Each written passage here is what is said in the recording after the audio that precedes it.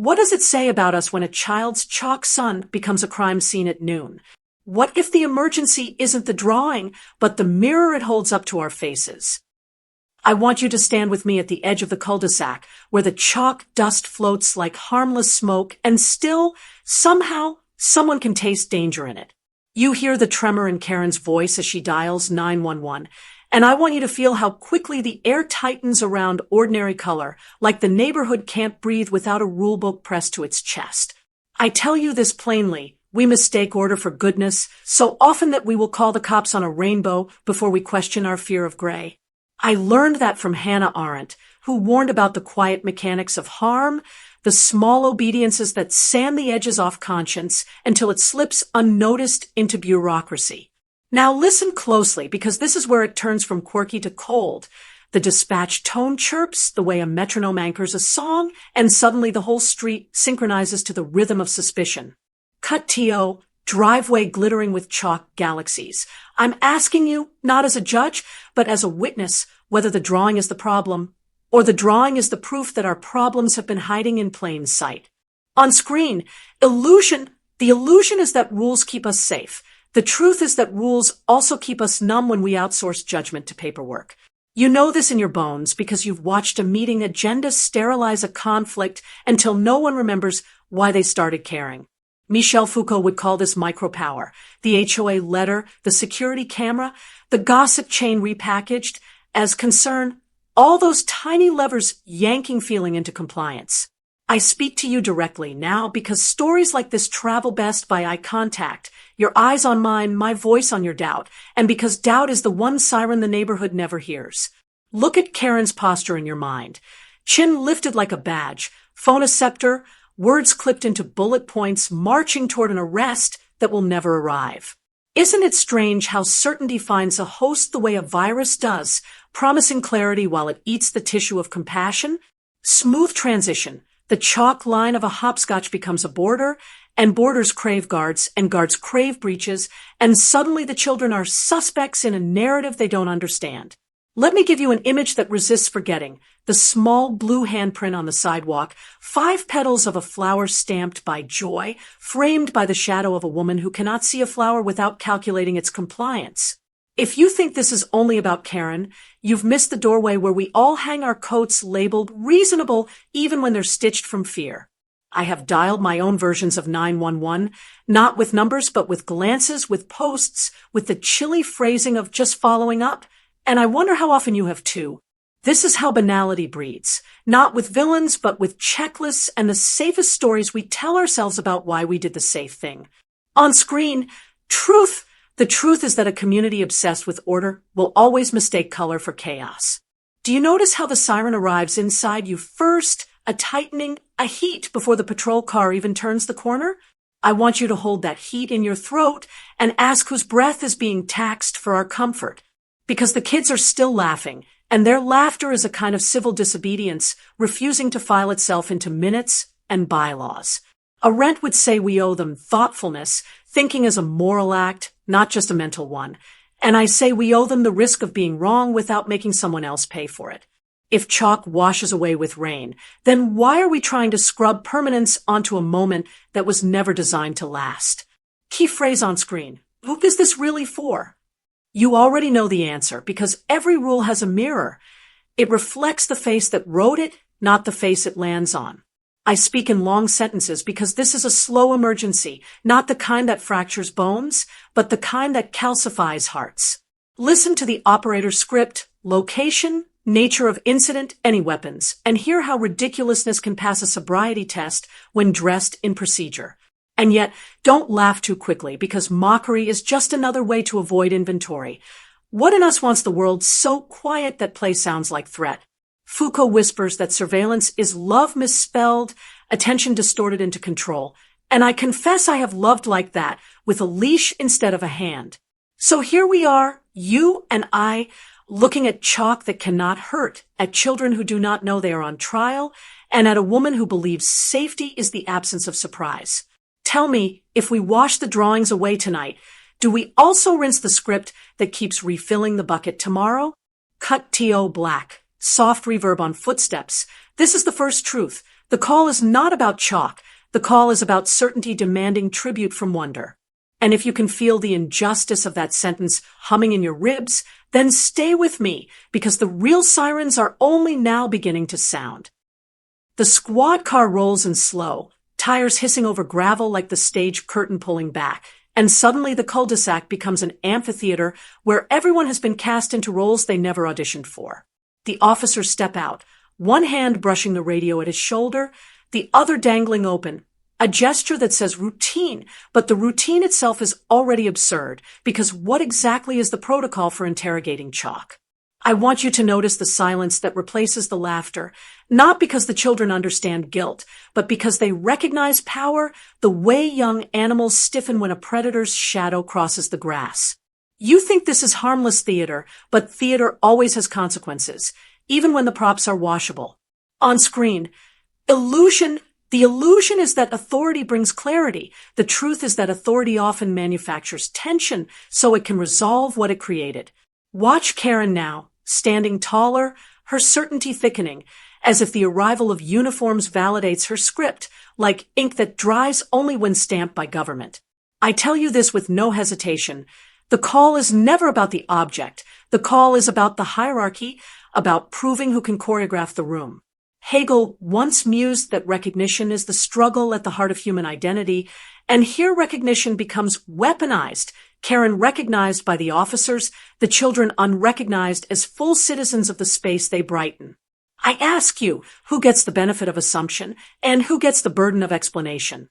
Because right now, a 7-year-old is trying to explain a rainbow as if a rainbow requires justification. The chalk dust smears under his small fingers, evidence dissolving as he points. Yet still the process continues, a bureaucratic ritual that feeds on its own emptiness. And do you feel the discomfort now, creeping in like humidity, making it hard to breathe, hard to separate comedy from cruelty? Cut to close-up of a chalk heart being ground by a boot heel unintentionally. Authority erases without even noticing, because erasure feels like tidying when you believe order is the highest virtue.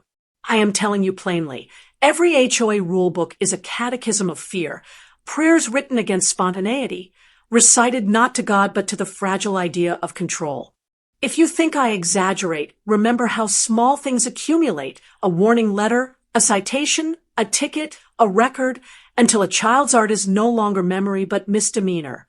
On screen, the truth is that these rituals teach children where they belong, not on the sidewalk, not in color, but in sidelines they did not draw.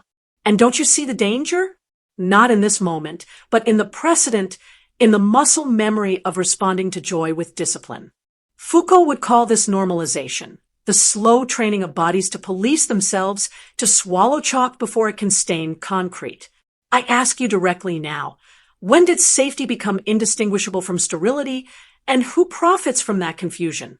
Because safety sells alarms, cameras, patrols, and sterility keeps the marketplace steady, no cracks for surprise to slip through. But life is supposed to crack, supposed to shimmer, supposed to shout, and chalk is one of the last mediums that remembers impermanence as a gift.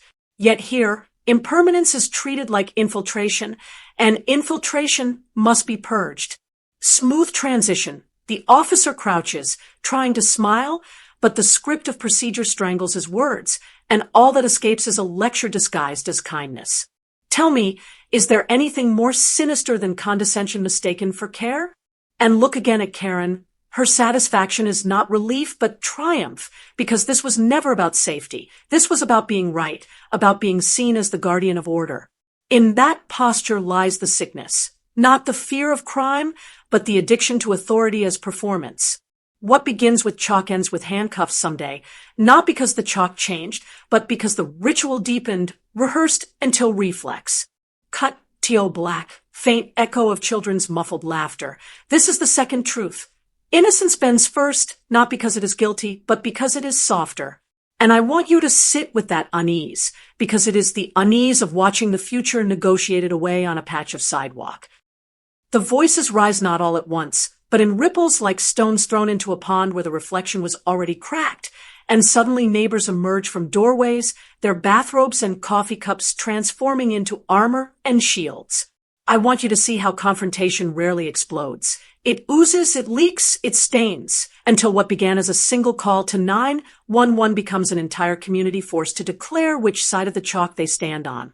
Karen's voice slices through the air, sharp and metallic, the cadence of someone convinced that repetition can substitute for truth. It's vandalism. It's vandalism, as though words themselves could etch law into stone.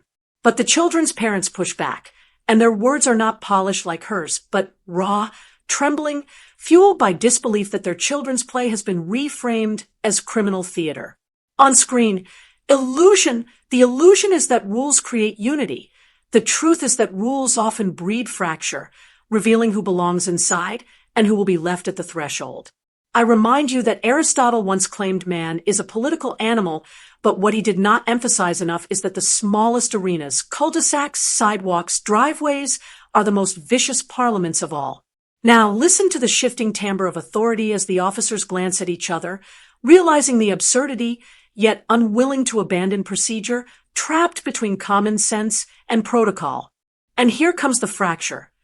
The fulcrum. A father raises his voice, demanding why a child's art is worth police time while burglaries go unsolved, and his fury is not just about chalk, but about the hierarchy of attention. Because attention is currency, and Karen has spent it recklessly converting trivial annoyance into spectacle, and the community resents her for the theft of focus.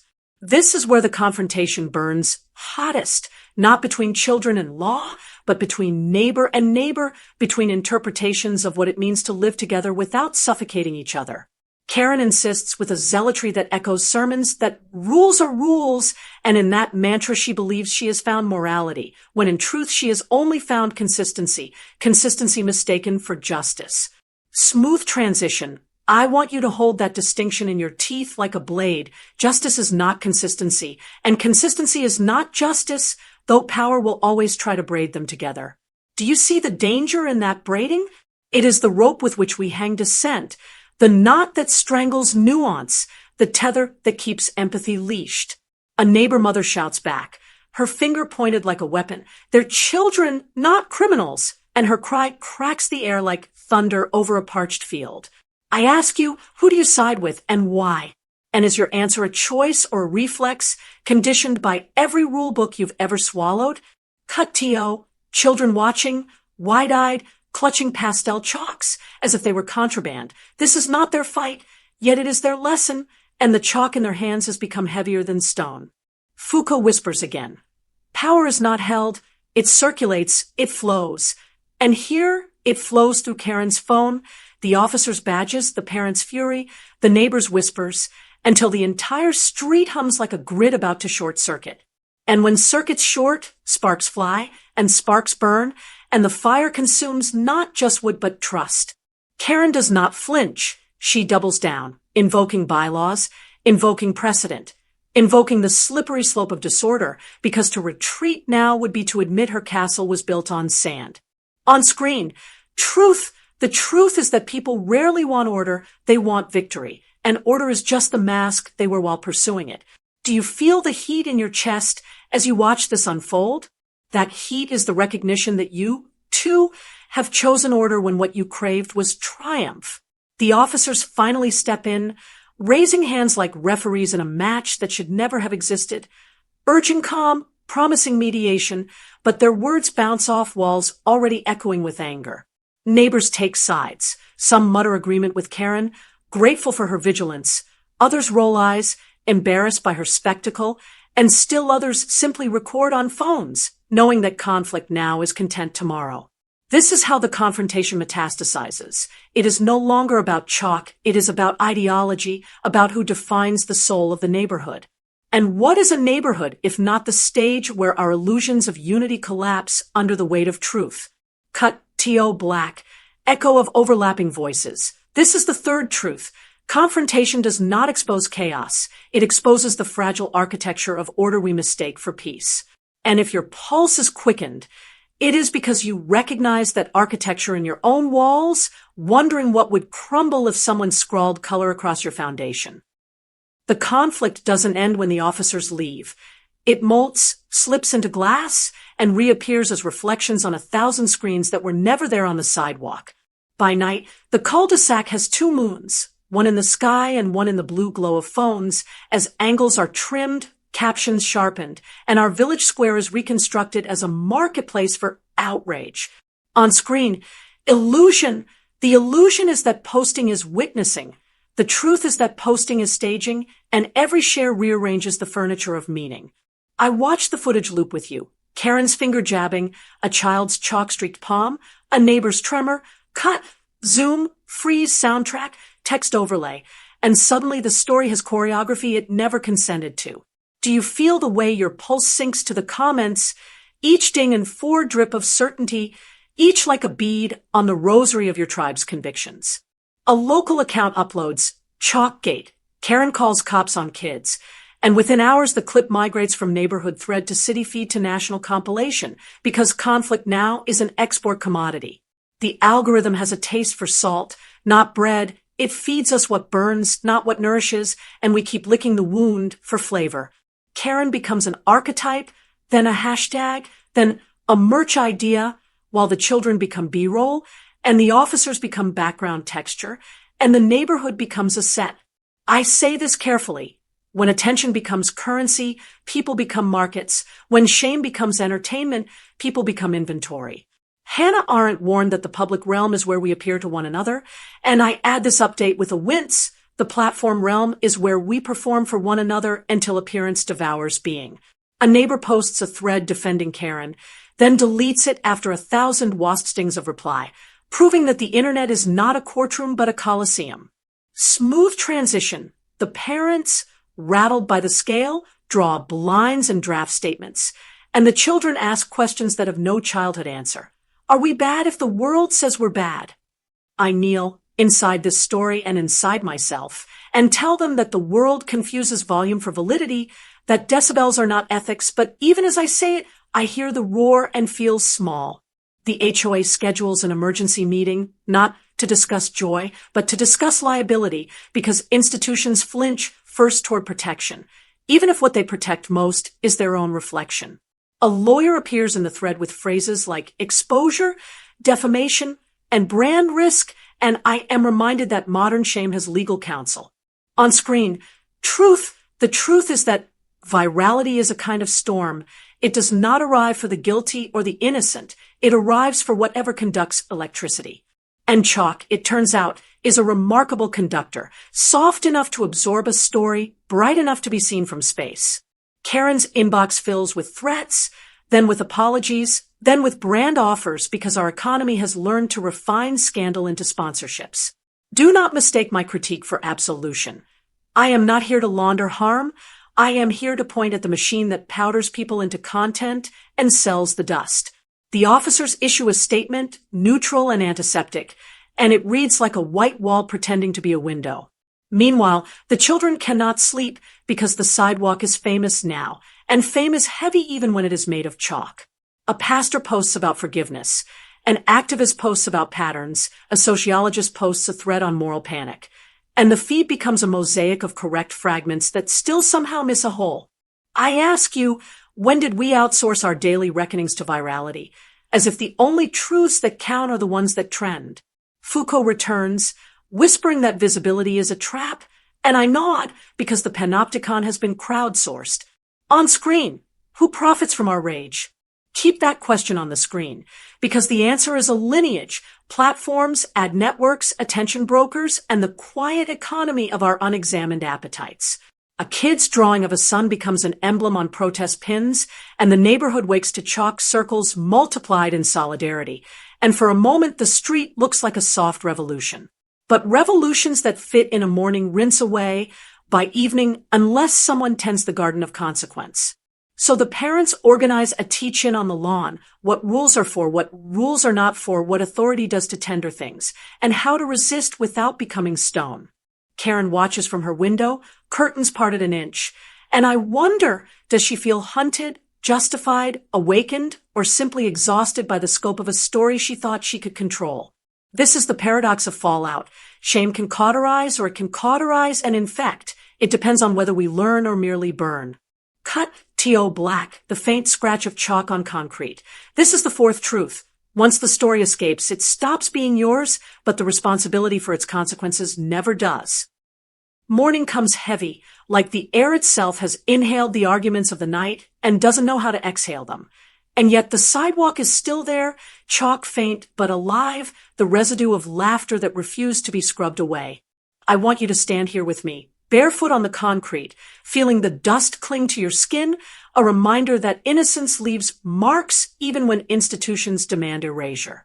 Karen emerges finally, not with police, not with phones, but alone, clutching her HOA handbook like scripture worn thin at the corners, her eyes darting between drawings and neighbors. This is not redemption, yet this is recognition, and recognition always arrives slow, sometimes cruel, like light through blinds cutting your sleep short. On screen, illusion. The illusion is that repair begins with apology. The truth is that repair begins with accountability, which is heavier, slower, and far less cinematic. The officers are gone.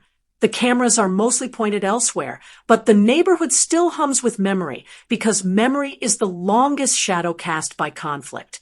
Karen clears her throat, starts to speak, stumbles, insists on words like rules and order, but her voice wavers, the scaffolding of certainty bending under the weight of eyes that are tired of her script. And yet, even here, even now, I feel the tug of empathy, because no one invents this addiction to authority alone. It is cultivated, inherited, passed down in manuals and bylaws like heirlooms of fear. Hannah Arendt would remind us that evil is banal, but so too is the good we avoid. Banal, boring, unglamorous, the daily practice of letting others live. A mother steps forward, chalk in hand, and presses it gently into Karen's palm, not as absolution, but as invitation, an unspoken dare. Can you create instead of control? Smooth transition. The silence is cathedral deep, the kind that makes you feel your own heartbeat, and every neighbor waits to see if this is theater or transformation. Karen kneels, awkward, stiff, defensive, and scratches a line, crooked and small, a gesture less like art and more like surrender, but the line is enough to fracture the narrative. Do you see how fragile authority looks when it bends?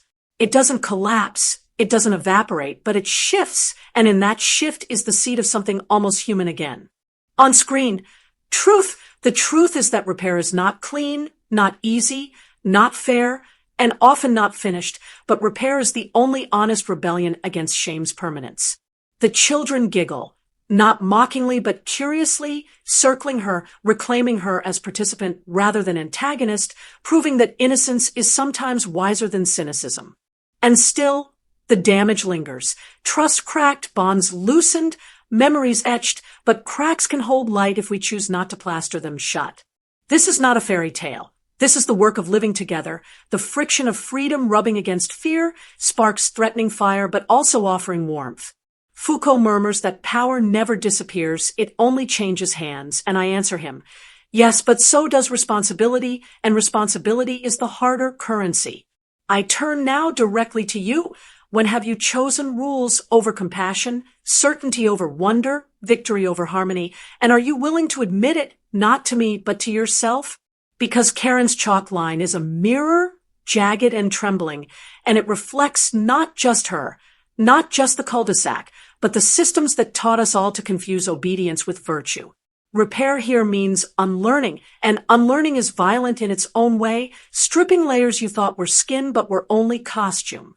Do not expect comfort. Comfort is the anesthesia that keeps us from healing, and healing is supposed to ache. The HOA will still meet. The bylaws will still sit in binders. The algorithms will still hunt conflict, but within this neighborhood, something has shifted. A suspicion that rules may not be the highest good after all.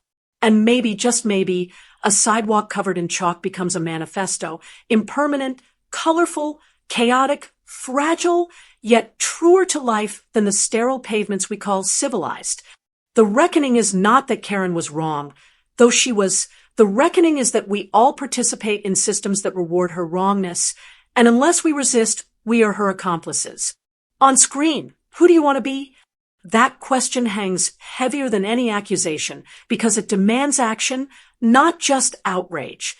So I leave you here with the dust of chalk on your hands, with the echo of laughter in your ears, with the awkward silence of neighbors learning how to live again. And I ask, will you create or control? Cut to black, faint sound of rain beginning to fall. This is the fifth and final truth. Chalk washes away, but the choices we make in its presence stain us far longer.